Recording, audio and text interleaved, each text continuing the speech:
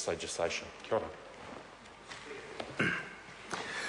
I call the Honourable Minister, Chester Burrows. Thank you, Mr Speaker. I wish to take a short call in support of the Judicature Modernisation Bill, and I do want to endorse the comments of my cousin, Chris Finlayson, as he supported the Minister of Justice, or endorsed the work of the Minister of Justice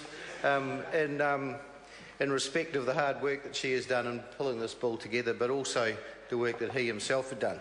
As someone who has come to the law fairly late, I don't get my buttons pushed by all the weird and strange things that those addicted to the law and judicature do, but what I am pleased to talk about is some changes that have been made more recently when we have made the most significant changes to criminal procedure in 50 years, and these took effect in July. They were well supported across the House, and it is expected that they will remove 30,000 unnecessary court events each year and save about 10,000 sitting hours. A number of new experiences are involved here, with the filing of a number of actions before the court online, and police will now file their 200,000 plus criminal charges a year electronically instead of with paper files. I want to just quickly concentrate or focus on two particular aspects of this bill and how they enhance our modernisation program.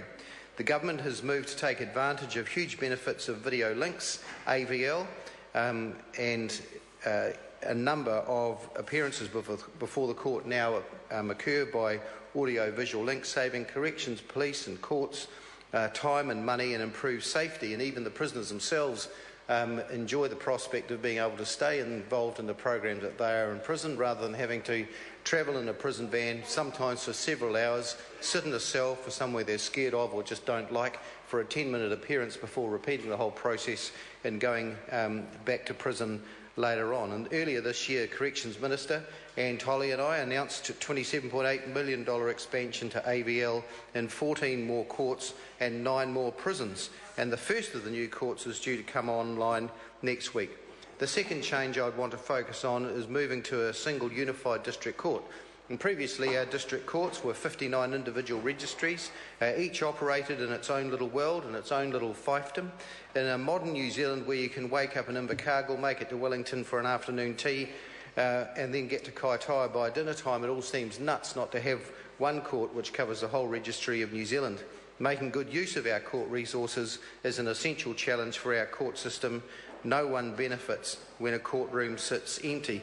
I want to just finish by saying that the changes and provisions within the Judicature Modernisation Bill will make the use of our courts easier for those who are engaged in it, either as professionals, as members of the Judicature, as the judiciary, or for members of the public who are having to appear there, probably not by choice, but as a witness or as a defendant.